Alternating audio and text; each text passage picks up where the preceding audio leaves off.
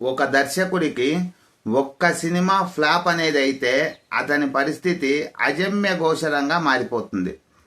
చూడండి, మన Boyapati scene Balakrishna director అని అందరూ చెప్పుకుంటారు. ఎందుకంటే బాలకృష్ణకి భయంకరమైన హిట్లు ఇచ్చాడు. ఇతని జీవితం సాఫీగానే సాగింది. వినయ విధేయ రామ సినిమా వరకు కూడా ఒక్కొక్క సినిమాను ఒక్కొక్క ఆణిముత్యమే. ముందుగా అతను చేసినటువంటి ఫస్ట్ సినిమా భద్ర సినిమాలో లవ్ స్టోరీలోకి ఫ్యాక్షన్ని యాడ్ చేశాడు. సినిమా ఎంత సూపర్ హిట్ అయిందో మనందరికీ తెలుసు. ఆ తర్వాత తీసినటువంటి సినిమా తులసి. ఇందులో రౌడీయిజం, ఫ్యాక్షనిజం, ఫ్యామిలీ స్టోరీ, ఒక కొడుకు స్టోరీ ఇలా తీసుకొచ్చాడు. వెంకటేశం, నయనతార, రమ్యకృష్ణ కూడా ఉంది ఈ సినిమాలో.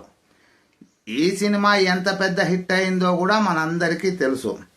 ఇంకా ఆ తర్వాత వచ్చినటువంటి సినిమా సింహ సినిమాలోనూ ఫ్యాక్షనిజమే పెట్టాడు. మళ్ళీ ఈ సినిమాలో ఫ్యాక్షనిజం అనకుండా రౌడీయిజం లాగా పెట్టాడు. ఫ్యాక్షనిజం అంటే బాగుండదు అనుకున్నాడేమో, రౌడీయిజం అన్నట్లు తీశాడు.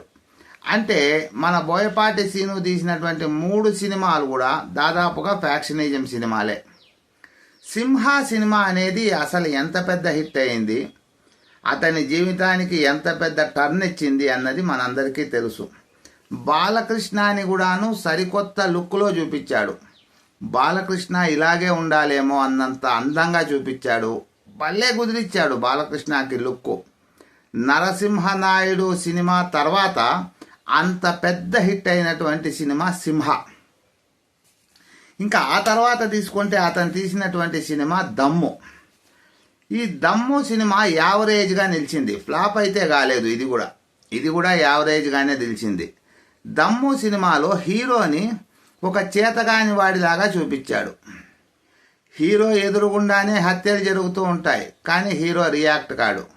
అసలు హీరో క్యారెక్టర్ని చాలా చాలా పనికిమాలిన వాడిగా చూపించాడు. ఒక వేస్ట్ క్యాండిడేట్ లాగా చూపించాడు. ఇంటర్వెల్ తర్వాత అయినా హీరో మారుతాడు అనుకుంటే అప్పుడు కూడా మారడు. హీరో ఎప్పుడు యాక్షన్ సీన్ లేక దిగుతాడు అంటే క్లైమాక్స్ ఒక అరగంటలో మాత్రమే దిగుతాడు.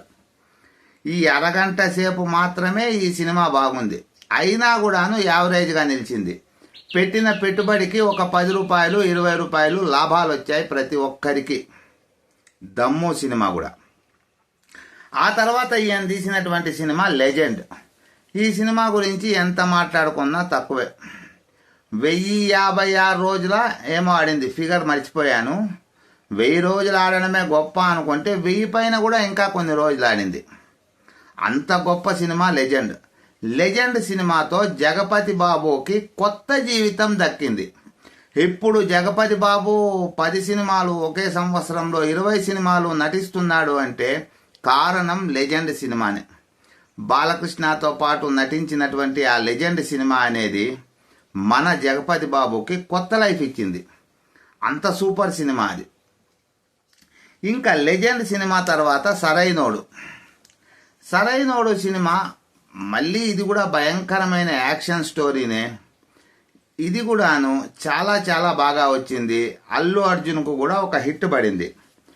ఆ తర్వాత వచ్చినటువంటి సినిమా జయ జానకి నాయక.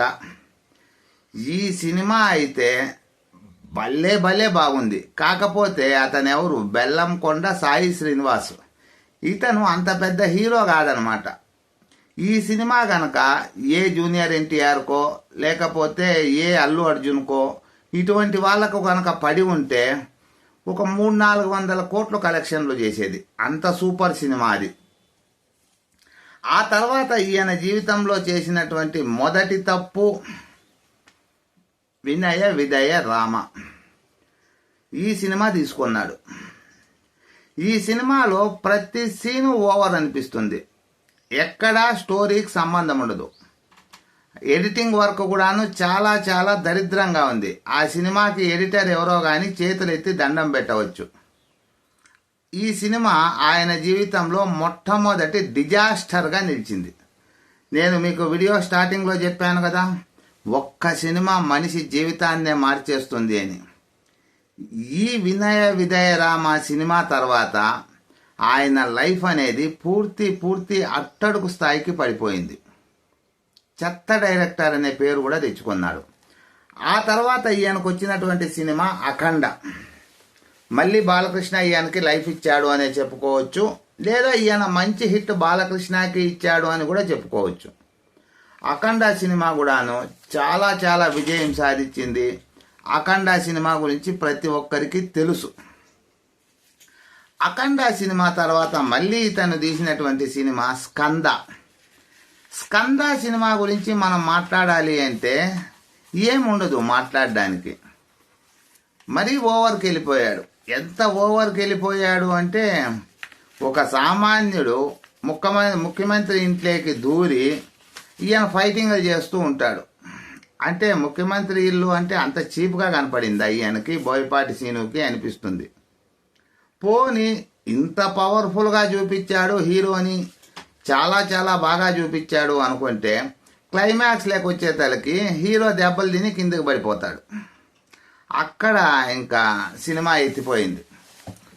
మనకి పరుచూరు బ్రదర్స్ ఒక మాట చెప్పారు, సినిమా అనేది ఎంత బాగున్నా క్లైమాక్స్ అనేది కిల్లీ లాంటిది.